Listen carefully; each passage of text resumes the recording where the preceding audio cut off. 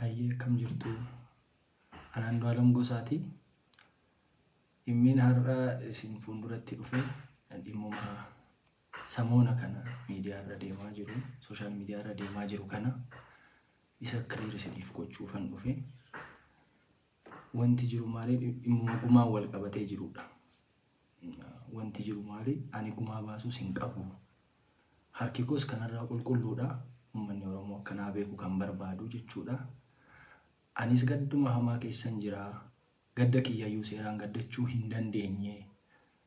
Wanta natti gale kana seeraan gadda kiyya taa'ee gaddachuu hin dandeenye.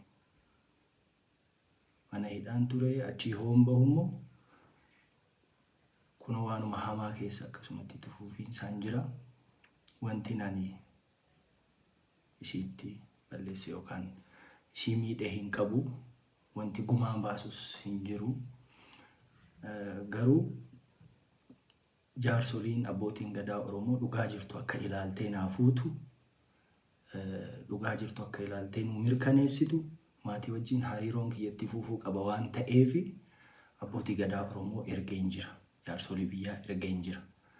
Kan inaan ergee fi akka isaan anaaf yookaan nama kanan biraatiif dubbatan otoo hin taane anis dhugaan qabaa, haadha manaa kiyyaan dhabee dhugaa jirtu naa laalaa, dhugaa jirtu nuu ilaalaa jedhee tanan jaarsolii Oromoo, abbaa gadaa Oromoo erge. So jaarsii waan ilaale dhugaa jirtu fuudha malee kan fedhii nama dhuunfaa hin haasa'u jechuudha. Fedhii nama dhuunfaa yookaan immoo waan ani barbaadu naan haasa'u jaarsi. Dhugaa jirtu ilaalee fuudha. Dhugaa jirtu sana immoo akka jaarsi ilaalee nu murteessu jaarsoliin waaqaa gaditti dhugaa baasuu irratti aangoos qabu. Rabbis kan jaallatu, dhugaan immoo ilmoo waaqaati. Ani kanumaafan jaarsa erge. Gaanaaf qannooni hariiroo jaalalaa baay'ee gaarii qabna turre. Garuu dipireeshinii ni qabdi turte qannoon.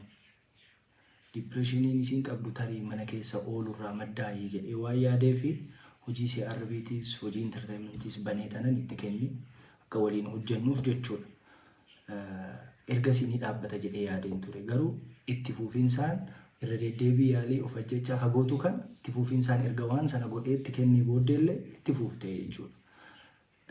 Erga itti fuuftee booddee wanti kun humna kootii olii jedhee waan yaadee fi akka rakkinni tokko mudateen abbaatti bilbilsiisee jechuudha. Abbaatti bilbilsiiseeti kanatu na mudate, kanarra akkadhee ani jiraachuu dadhabee jettee abbaatti haasofte jechuudha. Achaan irraa fuudhee abbaa akka cinqamtanii fi mitii garuu guyyaa gara guyyaatti dhukkachaa wanni kun furamuu qabaa yaada jedhu kaasee lammaallee waamee dubbiseen jira. Waan kana irraa furaa please lammaa jedhee tanan akka maatiitti ol gaati waan kana irraa furaa jedhee lammaatti illee haasa'een jira. Ergasii deebii namni kennees waan sana irratti illee namni haasa'ees wal argees hin jiru. Waa'ee mashii illee namni natti kaase illee hin jiru. Liiban immoo argee jira. Al tokko kophaa oolchee obboleessi jechuudha. Obboleessi kannoo al tokko immoo ana wajjin oolchine. Kan nama oolchu waaqa. Garuu immoo otoo waa argitu hin callistu. So yaalii of ajjeesuu yeroo adda addaa hinuma gooti. Guyyaa wanti kun natti galeesi walumaan oolle. Hospitaalas waliin deemnee turre qorannoo daa'ima gochuuf bakka suuraa lidata ishii kanatti kaatu guyyaa dhaloota ishii kana kabajuuf itti kaatu sana sanumatu geesse. Achi yoo baatu naa bilbili jedhee tanan ijoollee argachuuf deeme ani jechuudha. Yeroodhaan hangalanaan jettee turte akkasitti naan gargar baate jechuudha. So galgala immoo nagahuma turre jaalalaa fi yeroo gaarii dabarsaa turre obboleessattuu bilbilaa turte achi dingatuma bakka waa'ee oolmaa hoona ni gaafadhu rakkina na amanuu qabdaa jetteetu bakka ceesumuu na biraa kaatee deemtee jechuudha. Hooxinnoo turtu na jalaa shakkeetuman ka'ee deeme kilaasota kaawwan keessa hin jirtu achi hoonchee godhu kichinii wantoota qulfiidha cufaadha. Abaaboo wayiitu jira achirra dhaabbadhee ilaallaan maashinii uffatatti miicinu cinaa teessee akkasitti isa irratti hirkattee jookiidhaan saamunaa laargoo dhugaa turte.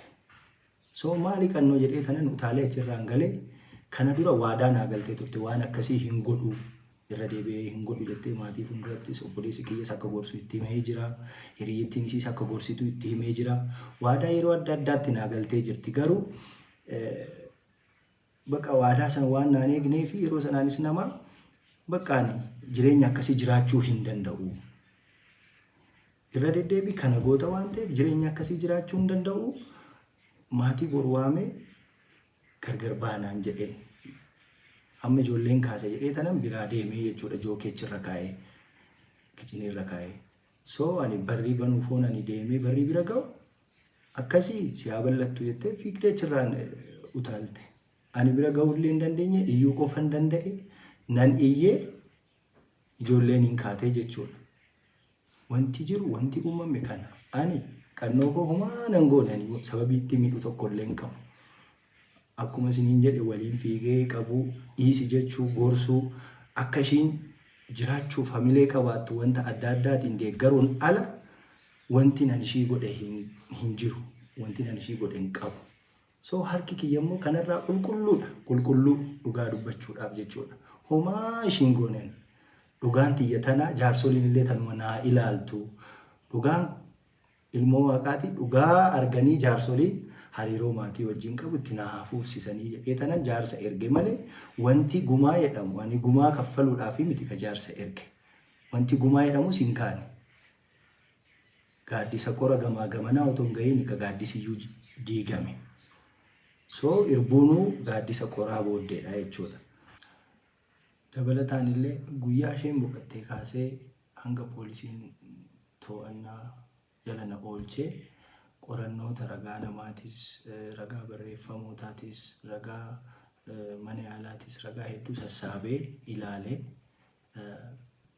poolisiin illee diyaarii argatee ture. Diyaariin sun immoo every page waan hedduu haasa'a. Ergasiin ilaalee maatiidhaaf illee anaaf illee hundumaaf illee dhaamsatu jira achirra diyaarii sanirra. Dhumarratti wanti ani jechuu barbaadu hoo dandeessanii dhugaa sirriitti gadi fageenyaan ilaalaati irra gahaati dhugaa beekaa. Hoo dadhabdan immoo jettee yookaan immoo seetee haasoftanii please hariiroo boru maatii wajjin nagaa ta'uu danda'u. Hin jeeqinaa hin diiginaa hin jedha. Isinis nagaan haa boqattu. Ekeraashis ciisan dhoowwinaan jedha jechuu kooti. Kanaafin immoo anis gara fuulduraa tasgabbaa'ee gadda kana keessaa ba'ee gaafii na gaafattan kamiifuu deebii kennuudhaaf qophiidha. Kana waan ta'eef kanatti naa hubadhaa ulfaadhaa galatoomaa jiraadhaan jedha uummata keenya naa jiraadhaa.